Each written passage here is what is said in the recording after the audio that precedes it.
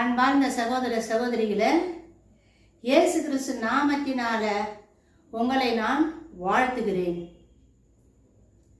கடந்த நிகழ்ச்சி நம்ம சூலமித்தியால பத்தி உன்னத பாட்டிலிருந்து நம்ம பார்த்தோம். இப்போ நம்ம என்ன பார்க்க போறோம்னா, பரலோகத்துக்கு போற டிக்கெட். இப்போ நம்ம ஒரு நாட்டிலிருந்து இன்னொரு நாட்டுக்கு போனோம்னா நம்ம பாஸ்போர்ட் வச்சுட்டு இருக்கணும். பாஸ்போர்ட் வச்சிருந்தா மட்டும் பத்தாதுங்க, டிக்கெட் எடுத்துருக்கணும். அந்த டிக்கெட்டை பார்த்து முத்திரை குத்துவாங்க. முத்திரை குத்துன பிறகு தான் உள்ள போறதுக்கு அலோவ் பண்ணுவாங்க. அந்த பிளேன் உள்ள ஏறதுக்கு அலோவ் பண்ணுவாங்க, இல்லைன்னா அலோவ் பண்ண மாட்டாங்க. முத்திரை இல்லைன்னா, முத்திரை குத்தலைன்னா, நீங்க நம்ம வாங்கியிருக்கிற அந்த டிக்கெட்ல முத்திரை குத்தலைனாக்கா போக முடியாதுங்க. பிளேன் ஏறி நம்ம இன்னொரு நாட்டுக்கு, ஒரு நாட்டிலிருந்து இன்னொரு நாட்டுக்கு நம்ம போனோம்னா நம்ம கிட்ட டிக்கெட் இருக்கணும். டிக்கெட் எடுத்துருக்கணும், அதில் முத்திரை குத்தி இருக்கணும். டிக்கெட் மேலே முத்திரை குத்தி இருக்கணும். இந்த நாட்டிலேருந்து இந்த நாட்டுக்கு போறேன்னு முத்திரை குத்தி இருக்கணும். அதே போலதான் நாம இந்த பூமியில இருந்து, இந்த பூமி ஒரு நாடுன்னு வச்சுக்கோங்க, இன்னொரு நாடு பரலோகம். பரலோகமோ வைகுண்டமோ சிவலோகமோ, அது பரலோகம் ஒண்ணுதான். கடவுள் இருக்கிற இடம் ஒரே ஒரு இடம் தான், அதான் பரலோகம். அந்த இடத்துக்கு நம்ம போனோம்னா, இந்த பூமியில இருந்து, இந்த பூமியை விட்டுட்டு நம்ம பரலோகத்துக்கு போனோம்னா நம்ம கிட்ட டிக்கெட் இருக்கணும். எப்படி ஒரு நாட்டிலேருந்து இன்னொரு நாட்டுக்கு நம்ம போகும்பொழுது டிக்கெட் கண்டிப்பா கையில இருக்கணும், அது போல டிக்கெட் எடுத்துக்கணும். அது போல இந்த உலகத்தை விட்டுட்டு நான் பரலோகம் போய் சேரணும் அப்படின்னா பரலோகத்துக்குரிய டிக்கெட் இருக்கணும். அப்படி பரலோகத்துக்குரிய டிக்கெட் இல்லைன்னா பரலோகம் போக முடியாது. சரிங்க, என்னது அந்த டிக்கெட்டு? பரலோகத்துக்கு போற டிக்கெட்டுன்னு சொல்றீங்களே, அது என்னது அந்த டிக்கெட்டு அப்படின்னு நீங்க கேட்டீங்கன்னா, இயேசு சாமி ஒரு வார்த்தை சொல்லிக்கிறார். நானே வழி, நானே சத்தியம், நானே ஜீவன். நான் தான் வழின்றாரு. இந்த பூமியில இருந்து, இந்த பூமியில வாழ்ந்துட்டு இருக்கிற நீ பரலோகத்துக்கு சிவலோகத்துக்கு வைகுண்டத்துக்கு நீ போனோம்னா என் வழியாதான் நீ போக முடியும். வேற எதுவும் வழி கிடையாது. ஒரே ஒரு ரூட்டு தான், ஒன் வே. டூ வேலாம் கிடையாதுங்க, ஒரே வழி. அதான் நானே வழின்ட்டாரு. அவர் வழியாத்தான் பரலோகம் போக முடியும். எப்படி அப்படின்னா, சரி நான் அவரை நான் வணங்கிட்டாக்கா நான் பரலோகம் போயிடுவேனா அப்படின்னா, அவரை நீ பாஸ்போர்ட் புக்கு இருக்கலாம் கையில, நீ அவரை நேசிக்கலாம். பாஸ்போர்ட் புக்கு தான் நீ அவர் நேசிக்கிற மாதிரி புக்கு கையில் வச்சுருக்கலாம். ஆனா பாஸ்போர்ட் இருந்தாலும் டிக்கெட் எடுத்துருக்கணும். டிக்கெட் இருக்கணும் கையில. அப்போ என்ன பண்றது டிக்கெட்டுக்கு அப்படின்னா, ஏன்னாக்கா பரலோகத்துக்கு போய் சேரணும்னா அந்த இடம் பரிசுத்தமான ஒரு இடம். அங்க ஒரு அணு கூட நீ அந்த இடத்துல பாவமோ அழுக்கோ பார்க்க முடியாது. அவ்வளோ பரிசுத்தமான தூய்மையான ஒரு இடம் தான் பரலோகம். அங்கதான் கடவுள் இருக்கிறார். நம்ம இறந்துட்ட பிறகு நம்ம அவர்கிட்ட போய் சேரணும் அப்படின்னா அவரை போல நம்ம இருந்தா தான் போக முடியும். ஏன்னா அது பரிசுத்தமான ஒரு இடம். பரிசுத்தமான இடத்துக்கு நம்ம போனோம்னா நம்மளும் பரிசுத்தமா இருக்கணும். நம்ம பரிசுத்தமா இருந்தா தான் அந்த பரிசுத்தமான இடத்துக்கு போய் சேர முடியும். நம்ம பரிசுத்தம் இல்லைன்னா அந்த இடத்துக்கு போக முடியாது. நம்மளுக்கு டிக்கெட் கொடுக்க மாட்டாங்க. உள்ள நோ என்ட்ரி, உள்ள போக முடியாது. அப்ப என்னங்க பண்ணணும்? பரிசுத்தமா இருக்கணும்னு சொல்றீங்களே, அப்ப நான் என்ன பண்ணணும் அப்படின்னா, நம்மகிட்ட இருக்கிற பாவங்கள் கலாத்தியருக்கு எழுதின நிருபத்துல இருக்குது. வெளிப்படுத்தின விசேஷத்துல 22வது அதிகாரத்துல எழுதப்பட்டிருக்குது. யார் யாரும் பரலோகம் போக முடியாதுன்னு எழுதிக்குது. பாவம் செய்யறவங்க ஒரு பெரிய லிஸ்டே போட்டிருக்குதுங்க. விபச்சாரம், வேசிதரம், திருடு, பொய், சிலை வழிபாடு, கள்ள மார்க்கம், கொலை, கொள்ளை, ஒரு பெரிய லிஸ்டே போடுவோம். 30-35 பேர் பாவத்தினுடைய பேர் எழுதப்பட்டிருக்குது. ஸோ இந்த பாவமெல்லாம் இருந்துச்சுன்னா அந்த இடத்துக்கு போக முடியாதுங்க அப்படின்னு வெளிப்படுத்தின விசேஷம் 22வது அதிகாரத்துல எழுதியிருக்கு. சரிங்க, அந்த பாவத்தை போகணும்னாக்கா என்ன பண்றது? பாவ பரிகாரம் பண்ணலாமா? நான் பாவம் செஞ்சுட்டேன், நான் போய் பாவம் பரிகாரம் நான் பண்ணட்டா அப்படின்னா, நம்ம பாவத்துக்கு நம்ம போய் எப்படி பரிகாரம் பண்ண முடியும்?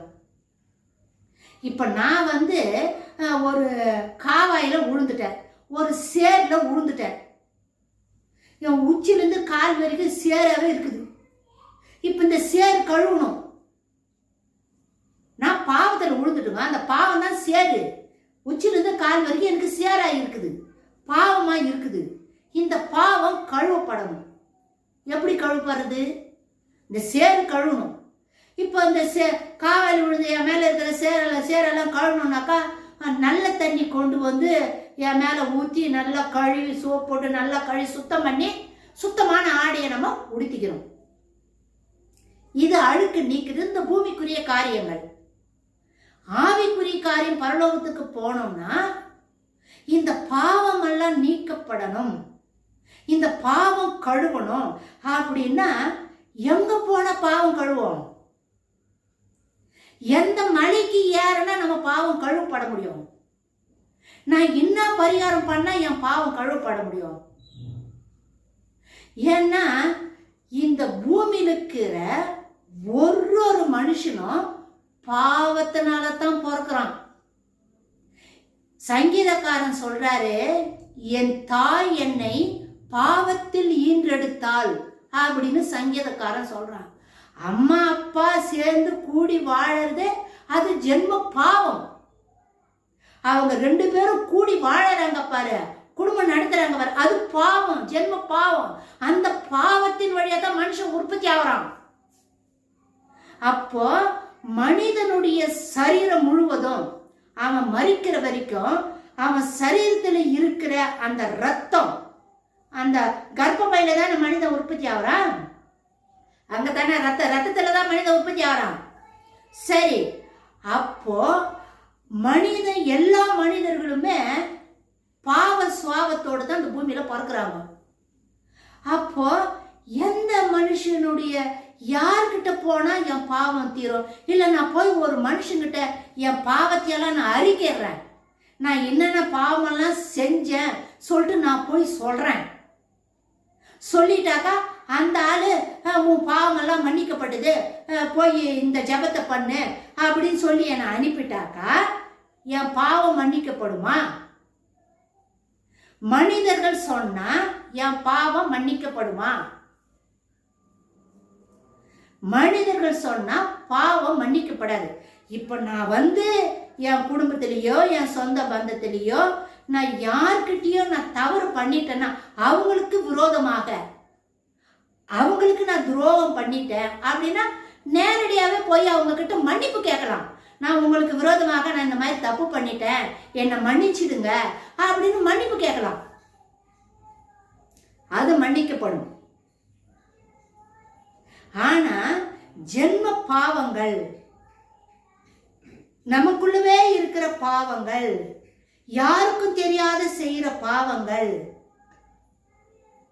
இதெல்லாம் எப்படி மன்னிக்கப்படும்? மனுஷங்கிட்ட போய் சொன்னா நம்ம பாவம் மன்னிக்கப்படாது. சரி, அப்ப இயேசு கிட்ட சொல்லாமா? கடவுள்கிட்ட போய் நம்ம பாவத்தை சொல்லாமா? நம்ம பாவத்தை சொன்னா நம்ம பாவத்தை மன்னிச்சிடுவாரா அப்படின்னு சொன்னா கண்டிப்பா மன்னிப்பாரு. நம்ம போய் நான் செய்த பாவம், நான் யார்கிட்ட போனோம்? யார்கிட்ட போனா என் பாவம் கழுவப்படுமோ அந்த இடத்துக்கு நான் போனோம். நான் எங்க போனேன் தெரியுமா? கல்வாரி மலைக்கு போனோம், கொல்கத்தா மலைக்கு போனோம். அங்க தானே இயேசு சாமி சிலுவையில மரிச்சாரு. அந்த சிலுவை கீழே போனோங்க. இயேசு சாமி சிலுவையில மரிச்சார் பாத்தீங்களா? ரத்தம் சிந்தி மரிச்சார் பாத்தீங்களா? அங்க போய் நிக்கணும். நம்ம அந்த கல்வாரி அடியில போய் நின்னு என் பாவத்தை நான் அறிக்கையிடணும். எப்படி அறிக்கையிடணும்? வெறும் வாயில கிடையாது, உள்ளத்தின் ஆழத்துல என்னையே நான் ஆராய்ந்து பார்த்து, நான் இப்படி எல்லாம் உமக்கு தவறு செஞ்சிட்டேன்ப்பா, உமக்கு விரோதமா நான் தப்பு பண்ணிட்டேன், என் பாவத்தை மன்னிங்க இயேசு சாமி அப்படின்னு சொல்லிட்டு நீ சிலுவை கீழே போய் நிக்கணும். சிலுவை கீழே போய் நின்னு நீ இயேசு கிறிஸ்து கிட்ட உன்னுடைய பாவத்தை அறிக்கை, நீ வெளியே கூட நீ சொல்ல வேணாம், சத்தமா கூட சொல்ல வேணாம். நம்ம கல்வாரி மலை எங்க இருக்குது? எருசலேம்ல இருக்குது. எருசலேமுக்கு நம்ம போக முடியுமா? இஸ்ரவேல் தேசத்துக்கு நம்ம போக முடியுமா? நீ எங்க இருக்கிறியோ அதே இடத்துல மனசுக்குள்ள கல்வாரியை நினைச்சு, இயேசு சாமியினுடைய பாடுகளை நினைச்சு நீ அவர்கிட்ட பாவ அறிக்கை செய்யும் பொழுது, நான் மனசுல இருக்கிறதெல்லாம் அவர்கிட்ட சொல்லும் பொழுது, நான் மனம் கசந்து உமக்கு விரோதமா அந்த மாதிரி தவறு பண்ணிட்டேன், என் பாவத்தை மன்னிங்கன்னு சொல்லிட்டு நான் மனம் கசந்து நான் சொல்லும் பொழுது என் பாவம் மன்னிக்கப்படும். எப்படி மன்னிக்கிறாரு? சேத்துல நான் விழுந்துட்டேன், என் மேல பாவம் அந்த சேரெல்லாம் இருக்குது, அதை கழுவுனாக்கா தண்ணி ஊத்தி தானே கழுவணும். அப்போ என் பாவம் கழுவப்படணும்னா இயேசு கிறிஸ்துவனுடைய சரீரத்துல இருந்த வடிஞ்சிச்சு பாரு ரத்தம், அந்த ரத்தத்தினால தான் என் பாவம் கழுவப்படும். ஆடு வெட்டி மாடு வெட்டி வேற எந்த காயோ நீ பலி செலுத்துறன்னா மன்னிக்கப்படாது.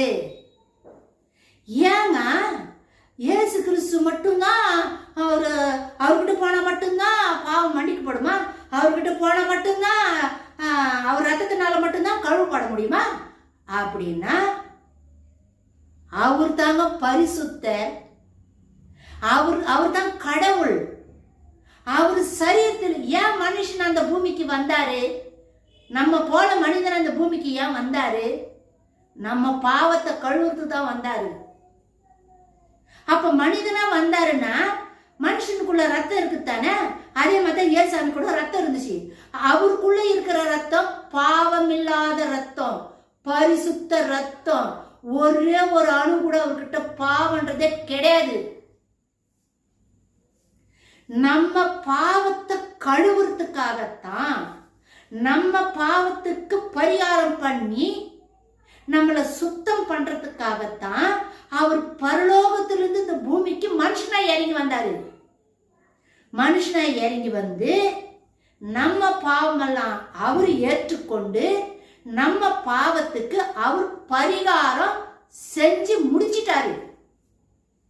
இந்த உலகம் முழுவதும் 700 மில்லியன் மக்கள் இருக்கிறாங்கன்னு சொல்லி சொல்றாங்க. இந்த 700 மில்லியன் மக்களுடைய பாவங்களுக்கும் இயேசு சாமி பரிகாரம் செஞ்சு முடிச்சிட்டாரு. நம்ம பாவத்துக்கு அவர் பரிகாரம் செஞ்சு முடிச்சிட்டாரு. நான் நம்பணும், நான் அவரை விசுவாசிக்கணும், நான் அவரை ஏற்றுக்கொள்ளணும். என் பாவத்துக்கு இவர் பரிகாரம் பண்ணிக்கிறாரு, அப்படின்றத நான் மனசார ஏற்றுக்கொண்டு என் பாவத்தை அறிக்கை இடும் பொழுது அவருடைய இரத்தத்தால என் பாவம் கழுவப்படுது. காவாயில விழுந்துட்ட சேரெல்லாம் மேல ஆயிடுச்சு. சுத்தமான தண்ணி தானே கொண்டு வந்து கழுவுறான். அந்த சுத்தமான தண்ணி தான் இயேசு கிறிஸ்துவோட ரத்தம். இயேசு கிறிஸ்துவோட ரத்தத்தினால ஒரு மனிதனுடைய பாவம் கழுவுனா தான் கழுவப்படணும். கழுவப்பட்டு மீட்பின் ஆடைனால மூடி இருக்கணும். சுத்தமான ஆடை. சேத்துல விழுந்து சுத்தமான தண்ணி கொண்டு வந்து என்னை கழுவிட்டு பிறகு என்னை வேற துணினால தானே என்னை கொண்டு வந்து மூடுவாங்க. சுத்தமான துணினால தானே நான் என் சரீரத்தை மூடிக்குவேன். அதே போலதான் நம்ம செஞ்ச பாவமெல்லாம் நான் கழுவப்பட்டுட்டேன், நான் சுத்தமாயிட்டேன் அப்படின்னு சொல்லி சொன்னா எனக்கு சுத்தமாக்கப்பட்டதுக்கு அடையாளமா ஒரு ஆடை தராங்க. பரிசுத்தம் என்ற ஆடை. அதான் ரட்சிப்பின் ஆடை. என் பாவத்தை இயேசுசாமி மன்னிச்சிட்டாரே. அதுக்கு அடையாளமாகத்தான் வெள்ளை துணி வெண்வஸ்திரம் எனக்கு கொடுத்திருக்கிறாங்க. அந்த வெண்வஸ்திரம் எதை குறிக்குதுன்னா ரட்சிப்பின் அடையாளம்.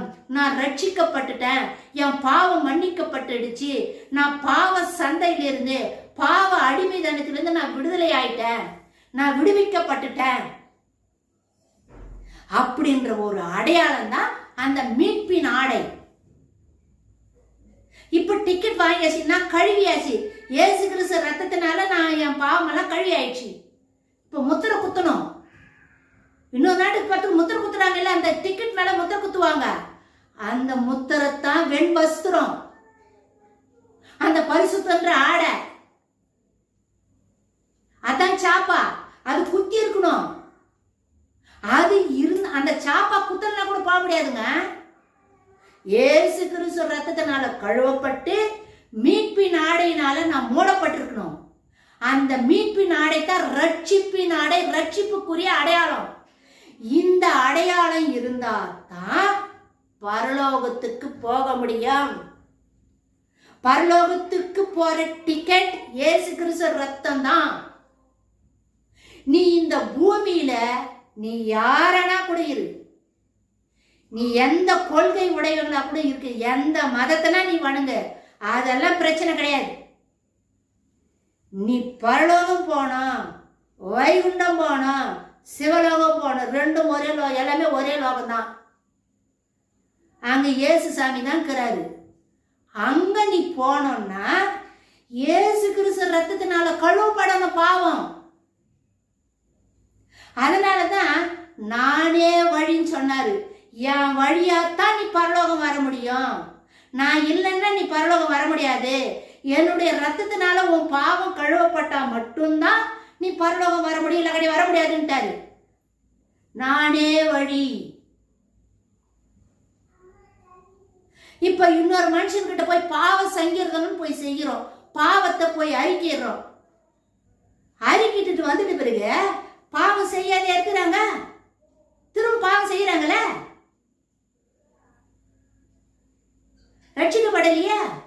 அப்போ அது ஒரு செடி இருக்குதுன்னா அது மேல வெட்டிட்டாக்கா திரும்ப அது துளுக்கும், ஏன்னா அடியில வேர் இருக்குது. பாவம் என்ற வேறு மனுஷனுக்குள்ள இருக்க போய் நீ அறிக்கலாம், வெட்டப்படலாம், போயிடுச்சு, திரும்ப துளுக்கும், ஏன்னா அடியில வேர் இருக்குது. பாவம் என்ற வேர் இருக்குது, திரும்ப பாவம் துளுக்கும். ஆனா இயேசு சாமி ஒரு மனிதனுடைய பாவத்தை மன்னிச்சிட்டாருன்னா அந்த பாவம் ரெண்டாவது அவனுக்குள்ள தலை தூக்காது. ஒரு செடியை வேரோட புடுங்கி நெருப்புல எரிச்சிட்டாக்கா எப்படி அது எரிஞ்சு சாம்பலாகி போயிடுதோ அது போல ஒரு மனுஷனுக்குள்ள இருக்கிற பாவத்தை இயேசு சாமி மன்னிச்சிட்டாருன்னா ரெண்டாவது அந்த மனுஷன் பாவம் செய்ய மாட்டான். இப்ப குடிக்காரனா இருக்கிறான், அவன் இயேசு கிறிஸ்து பாவ அறிக்கை செஞ்சானா குடிக்க மாட்டான். இயேசு அவனை மன்னிச்சிட்டாருனாக்கா அவனால குடிக்கவே முடியாது. அவன் குடிக்கிறதுக்கு போனா கூட அவன் வாங்கி தான் எடுப்பான், குடிக்க முடியாது. ஒரு திருடன், கொலைக்காரன், விபச்சாரி, சண்டைக்காரி, சூனியம் பண்றவன், இப்பேற்பட்ட பாவமெல்லாம் செய்யறவங்க அதான் மனம் திரும்புறது, கடவுள் பக்கம் திரும்புறது. உலகத்துல இருந்து, உலக பாவ காரியத்திலிருந்து கடவுள் பக்கம் திரும்பதான் மனசு திரும்புறது. மனசு திரும்பதான் மனம் திரும்புறது. எந்த பக்கம்? கடவுள் பக்கம் திரும்புறது. அந்த மாதிரி ஒரு மனுஷனுடைய பாவத்தை இயேசு சாமி மன்னிச்சிட்டாருன்னா ரெண்டாவது அவனால பாவம் செய்யவே முடியாதுங்க. அதான் ரட்சிப்பினுடைய அடையாளம், அதான் மன்னிக்கப்பட்டதனுடைய அடையாளம்.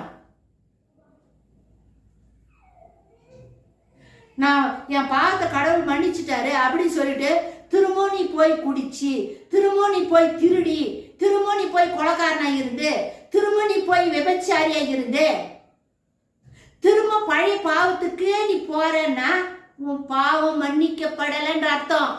இயேசு சாமி உன் பாவத்தை மன்னிக்கப்படல.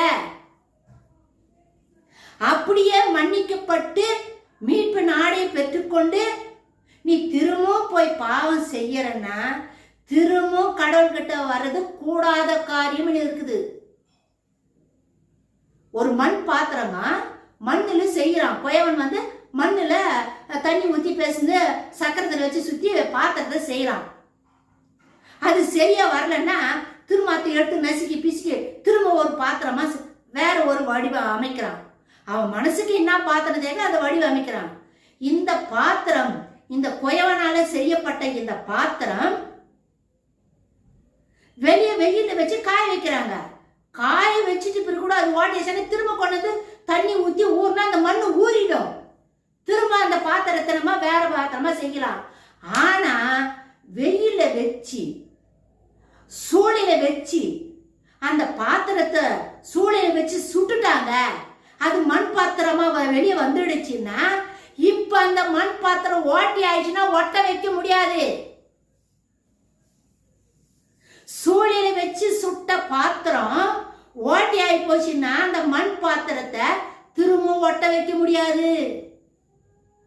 ரட்சிக்கப்பட்ட ஒரு ஆத்துமா திரும்ப பழைய கதைக்கு போயிடுச்சுன்னா ரட்சிக்கப்படுறது கூடாத காரியம். ரட்சிக்கப்பட்ட ஆத்துமா இயேசு கிறிஸ்து ரத்தத்தினால கழுவப்பட்டு பாவம் மன்னிப்பு பெற்ற ஒரு ஆத்துமா திரும்பவும் பாவத்துக்கு போயிடுச்சுன்னா அது திரும்ப போய் 7 பிசாசுகளை கூட்டிட்டு வரும். முந்தினவை விட பிந்தினது ரொம்ப மோசமா இருக்கும். அதனால பரலோகத்துக்கு போற டிக்கெட் எதுன்னா இயேசு கிறிஸ்துவோட ரத்தம் தான். இயேசு கிறிஸ்துவோட ரத்தத்தினால இந்த பூமியில இருக்கிற ஒரு மனிதனுடைய பாவம் கழுவப்பட்டா மட்டும்தான் பரலோகம் போக முடியும். இல்லைன்னா பரலோகம் போக முடியாது. டிக்கெட் இருக்கணும். ரட்சிப்புன்ற டிக்கெட் உன் கையில் இருக்கணும். அந்த டிக்கெட் இருந்தாலும் நீ பரலோகம் போக முடியல, நீ போக முடியாது. நிறைய பேர் என்னங்க ரட்சிப்புன்னு சொல்றீங்க நீங்க அப்படின்னு ஒரு சிலர் என்ன கேட்குறாங்க. அவங்களுக்கு ரட்சிப்புன்னா என்னன்னே தெரியல. பாவத்திலிருந்து விடுதலை பண்ண ஆத்மா ஒரு நீண்ட சமாதானத்தை பெற்றுக்கொள்ளும். மனசு அவ்வளோ சந்தோஷமா இருக்கும், பூரிப்பா இருக்கும், நிம்மதியா இருக்கும்.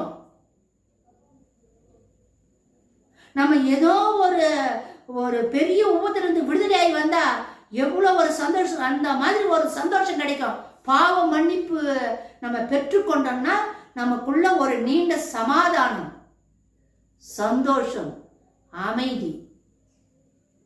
இயேசு கிறிஸ்துவுடைய அன்பு அவரை போலவே பேசுது, அவரை போலவே வாழறது, அவரை போலவே பார்க்கறது, அவரை போலவே பேசுறது. அவர் எப்படி இந்த பூமியில வாழ்ந்தாரோ அதே மாதிரி வாழ சொல்லும் ரட்சிக்கப்பட்ட பிறகு.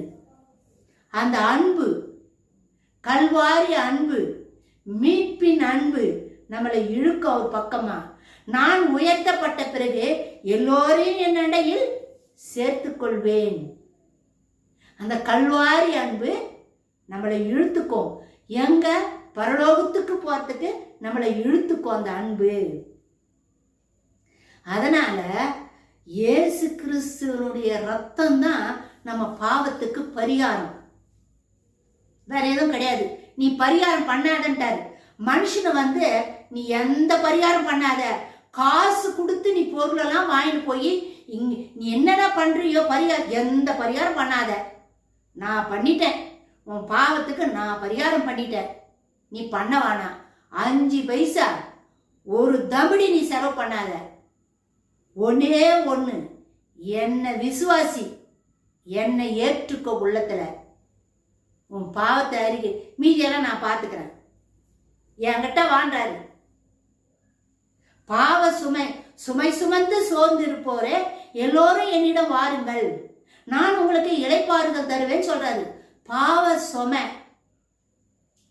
உலகத்துல இருக்கிற வியாதி என்ற சுமை, கடன் என்ற சுமை, எத்தனையோ விதமான சுமைகள் இந்த பூமியில நம்ம சுமந்துட்டு இருந்தா கூட ஏசாமி என்ன தெரியுமா சொல்றாரு, அந்த சுவாமி கொண்டு என்கிட்ட குடுன்றாரு. நான் சுமக்கிறேன், உன் சுவாமி ஏன்றாரு. நீ சுமக்காத, நான் சுமக்கிறேன். அதுக்காக தான் இந்த பூமிக்கு நான் வந்தேன், உன் கண்ணீரை துடைக்கிறதுக்கு, உன்னை ஆறுதல் படுத்துறதுக்கு, உனக்கு நிம்மதி கொடுக்கறதுக்கு, உனக்கு வாழ்வு கொடுக்கறதுக்கு, உன்னை ஆசீர்வதித்து உன்னை உயர்த்ததுக்காக தான் இந்த பூமிக்கு நான் வந்தேன். என் உயிரையே கொடுத்துருக்கிறேன், என் ரத்தத்தையே கொடுத்துருக்கிறேன். நீ வா என்கிட்ட வந்தா போதும். ஒண்ணு, உன் இதயத்தை கொடு. கெட்டு போன அந்த இதயத்தை, சீரழிந்து சின்ன பின்னமா இருக்கிற உன் இதயத்தை என்கிட்ட கொடு. நான் அதை சீர்படுத்துறேன். அதை சீர்படுத்தி நல்லா சுத்தமா புதுசாக்கி புதுசா கொடுக்குறேன்.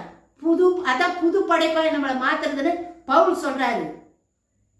நம்மள புது படைப்பாய் மாற்றாரு. நம்ம அவர்கிட்ட கொடுத்துட்டோம்னாக்கா அவர் நம்மள புதுசாக்கி தராராம். நீ சுமக்காதன்றாரு, உன் சுமை நீ சுமக்காத. இந்த பூமியில உனக்கு கடன் இருக்குதா, நீ வாங்கிட்ட. நான் ஆசீர்வதிக்கிற தேவன். பூமியும் பூமியில இருக்க நிறைவு என்னுடையதுன்னு வசனம் சொல்லுது. வெள்ளியும் பொண்ணும் கர்த்தருடையதுன்னு வசனம் இருக்குது. உனக்கு என்ன தேவை, நீ என்கிட்ட வாழ்றாரு. நீ வந்து சொல்லு, நீ என்கிட்ட வந்து கொடு, நான் சுமந்துக்கிறேன்றாரு. எந்த பணமும் நீ செலவு பண்ண வேணாம். நீ இருக்கிற இடத்துல இருந்துக்குனே உள்ளத்துல என்னை நோக்கி கூப்பிடு. உள்ளத்துல கூப்பிடு, உண்மையா கூப்பிடு. நான் வருவேன், உனக்கு நிம்மதி தருவேன், உன்னை ஆசீர்வதிப்பேன், உன் பாவத்தை மன்னிப்பேன், நான் இருக்கிற ஸ்தலத்துக்கு உன்னை நான் கூட்டின்னு போவேன் அப்படின்னு ஏசுசாமி சொல்றாரு. அதனால பரலோகத்துக்கு போகணும்னா இயேசு கிறிஸ்து ரத்தத்தினால நம்ம பாவம் கழுவப்பட்டிருக்கணும். இயேசு கிறிஸ்துனுடைய ரத்தம் தான் நம்மளுக்கு பரலோகத்துக்கு போற டிக்கெட். ஒரு இடத்த விட்டு இன்னொரு இடத்துக்கு போறதுக்கு நம்மளுக்கு டிக்கெட் தேவைப்படுற மாதிரி இந்த பூமி விட்டு நம்ம பரலோகம் போனோம்னா இயேசு கிறிஸ்து ரத்தம் தான் அந்த டிக்கெட். இயேசு கிறிஸ்து ரத்தத்தினால் நம்ம பாவங்கள் கழுவப்பட்டு சுத்தமாயிருந்தாதான் பரலோகத்துக்கு போக முடியும். பரலோகத்துக்கு போற டிக்கெட் இயேசு கிறிஸ்து ரத்தம் தான். எப்பேற்பட்ட பாவம் இருந்தாலும் கூட பரவாயில்ல, எப்பேற்பட்ட கொடிய பாவம் இருந்தா கூட அவர் ஏற்றுக்கொள்வார். அவர் தள்ளி விடுகிற தேவன் கிடையாது. அவர் அரவணைக்கிற தேவன், பழி வாங்குற தேவன் இல்லை. அன்பா நேசித்து அரவணைச்சு ஆறுதல் படுத்தி நம்மளை ஆசீர்வதித்து உயர்த்துகிற தேவன். அதனால பரலோகத்துக்கு போற டிக்கெட் நம்ம கிட்ட இருக்கணும். பரலோகத்துக்கு போனோம்னா என் பாவம் இயேசு கிறிஸ்து ரத்தத்தினால கழுவப்படணும். அவர்கிட்ட போனா அவரை என் உள்ளத்துல ஏற்றுக்கொள்ளணும். அவர் ரத்தத்தினால நான் கழுவப்படணும். நான் பரலோகத்துக்கு போவேன். இதுதாங்க பரலோகத்துக்கு போற டிக்கெட் என்ற தலைப்புல இப்போ நம்ம பேசியிருக்கிறோம். ஸோ அடுத்த வீடியோவில் நம்ம சந்திப்போம். உங்களுக்கு பிடிச்சிருந்தா கண்டிப்பாக பிடிச்சிருக்கும் இந்த செய்தியெல்லாம். நிறைய இஸ்லாமிய சகோதரர்கள் பார்க்குறீங்க, நீங்கள் பாருங்கள், லைக் பண்ணுங்கள், சப்ஸ்கிரைப் பண்ணுங்கள், கமெண்ட்ஸ் கொடுங்க. மாரநாதா.